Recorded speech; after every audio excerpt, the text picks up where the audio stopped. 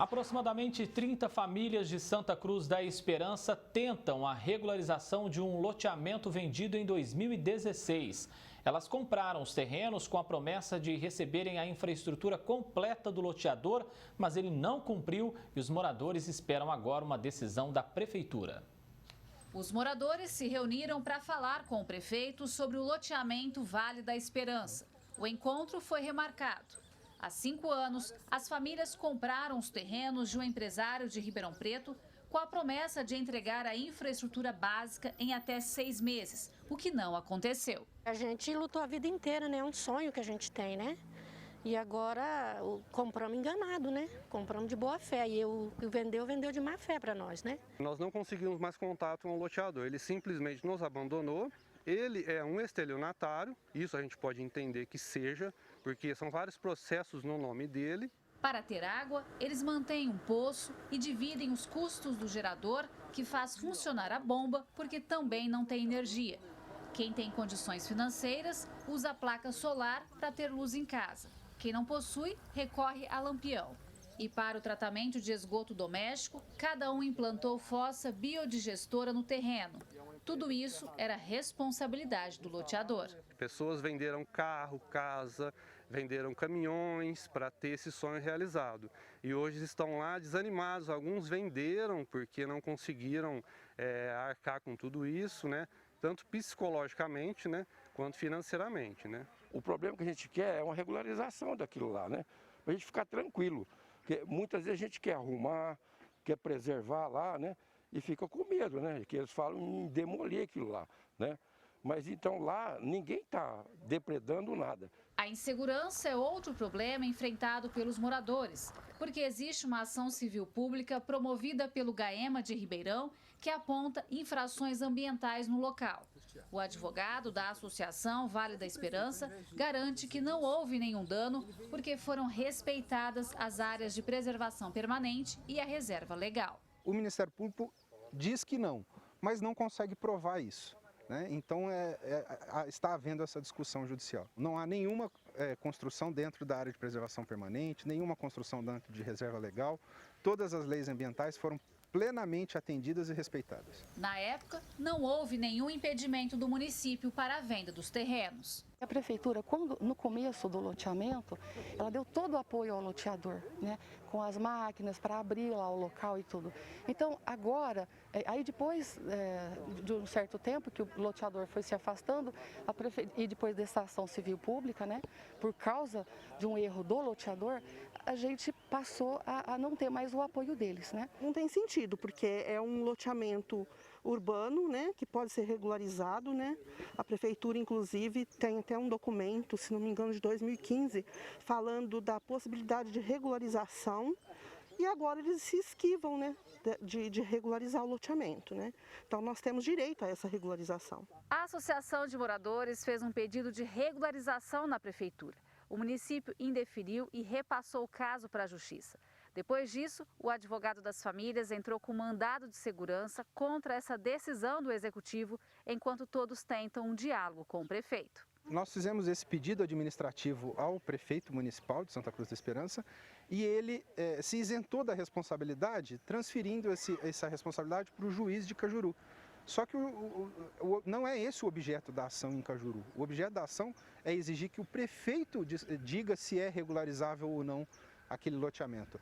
E ele simplesmente negou a regularização, que é um direito líquido e certo desses moradores, com base, justificando-se na existência dessa ação civil pública. Ou seja, fica esse jogo de empurra-empurra e o prefeito não assume a responsabilidade que lhe é cabível.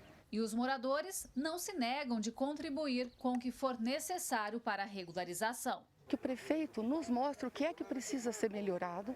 Nós vamos fazer, é só dar um prazo, nós vamos fazer o que ele disser, né? E para que nós possamos viver em paz lá, né? É que assim, nem coleta de lixo a gente já pediu e ele não autorizou. A gente ficou preocupado, né, em perder o que a gente guardou, a gente conseguiu, né, com tanto esforço. Então é isso que a gente queria ver, que o prefeito visse essa parte, né? A prefeitura está se esquivando. Por isso, nós chamamos toda a equipe, nos reunimos para conseguir ter uma resposta concreta da prefeitura, né? Porque fazem muitos anos que estamos assim, né? Gislene Lopes, de Santa Cruz da Esperança, para o Jornal da Clube. A Prefeitura de Santa Cruz da Esperança informou que a intenção é resolver as situações existentes no município e não só desse loteamento que nós mostramos aí na reportagem. Acrescentou que realiza estudo para propor solução que atenda às demandas relacionadas ao uso e ocupação do solo, porque existe uma ação civil pública promovida pelo GAEMA de Ribeirão que aponta infrações ambientais no local. Já o loteador que vendeu esses terrenos aí para as famílias não se pronunciou até o fechamento desta edição. Para falar mais sobre esse assunto, recebemos aqui no canal digital da Clube o professor de Direito Administrativo, o professor Tiago Marrara. Marrara, diante dessa situação aí que não envolve apenas esse loteamento especificamente, mas 5, o que cabe à Prefeitura então para regularizar essas pendências? Boa tarde, bem-vindo por aqui. Boa tarde. Esse assunto é muito comum Brasil afora, nós temos inúmeras cidades que convivem com esse problema de bairros irregulares e o Congresso Nacional, há alguns anos, editou uma lei para facilitar esses processos de regularização fundiária. Então, o que precisa ser feito, e já foi feito nesse caso, pelo que nós ouvimos, é um pedido dos envolvidos, dessas famílias, e é importante, então, que o município passe a fazer os estudos para preparar a regularização. Hoje, André, a regularização é muito mais simples, muito mais rápida, muito menos burocrática que no passado. Mas ela está principalmente nas mãos do município. E, portanto, se o município não tiver essa força de vontade, essa vontade política de resolver, dificilmente esse processo pode ser resolvido. Agora, Marrara, é preciso entender que toda a cidade tem interesse nesse assunto, né? Ou seja, de regularizar um loteamento, um bairro que nasceu errado.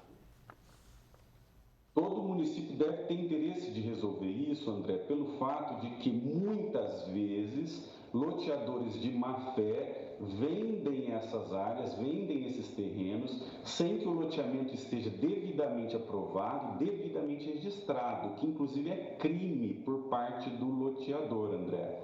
Então, nesse caso, quando ocorre esse tipo de irregularidade, nós precisamos da atuação do município para fazer todos os estudos, classificar a população que está ali, se é uma população de baixa renda ou não, e então passar a desenvolver um procedimento para dar o título de propriedade para essas pessoas.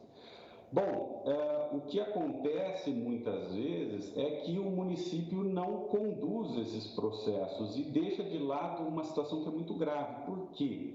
Porque nós sabemos que comprar um terreno, comprar um imóvel, muitas vezes torna indisponível todo o patrimônio de uma vida de uma pessoa. As pessoas colocam a sua vida, todas as suas economias nesse tipo de investimento, nesse tipo de imóvel e, portanto, acabam sendo enganadas e ficam, às vezes, sem o apoio do município, que é essencial para que isso se resolva. Então, existem ferramentas para isso e, inclusive, André, existem ferramentas para se resolver o problema ambiental.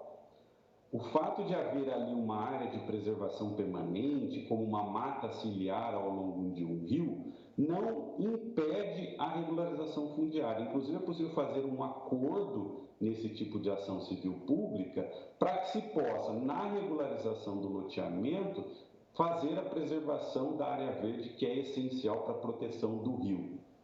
Nós estamos falando, Tiago, de uma cidade de aproximadamente 2.200 habitantes, moradores. E veja só nessa cidade tem 5 loteamentos irregulares. Ou seja, a cidade se expandiu, cresceu de forma sem planejamento algum. Exatamente. Isso mostra que o município não está exercendo o seu papel no controle dos loteamentos. Por quê, André? Porque nós temos já uma lei no Brasil da década de 70 que diz muito claramente que todo projeto de loteamento deve passar por um controle de um órgão urbanístico do município. Então, o município tem que estabelecer as diretrizes dos loteamentos, ou seja, da criação desses novos bairros, e o município tem que controlar todo esse processo de loteamento. E, após esse controle municipal, aí o loteador tem que se dirigir aos cartórios de registro de imóveis e apenas aí ele pode fazer a comercialização dessas áreas. Então, o que provavelmente está acontecendo nesse município e em muitos outros é que o órgão responsável pelo desenvolvimento urbano não fez devidamente os controles dos projetos de loteamento. Tiago Marrara, professor de Direito Administrativo, muitíssimo obrigado pela sua entrevista aqui no Jornal da Clube. Eu que agradeço. Um abraço. Até mais.